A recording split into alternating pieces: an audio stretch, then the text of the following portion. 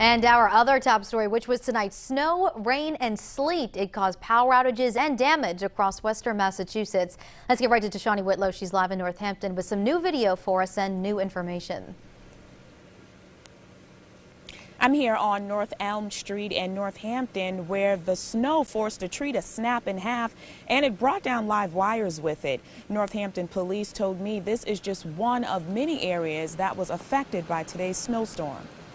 Currently, there are 700 Northampton residents without power, but that number continues to drop. Sergeant Greg Carepta told me 6 transformers blew today.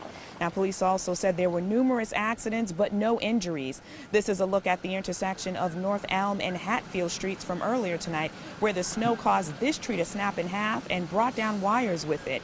Police crews blocked the intersection off, and an ambulance was there just in case anyone was hurt.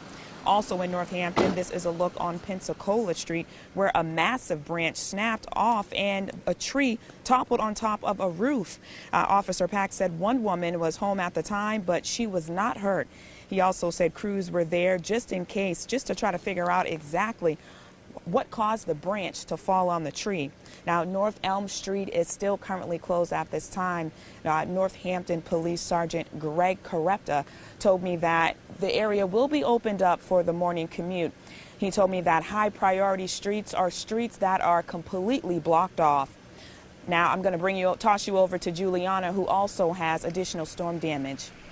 Yeah, that's right, Tashani. Take a look at this. You can see branches falling right off the trees to the right of your screen there. This is a look at Breckenridge Road. A tree fell over, blocking the road.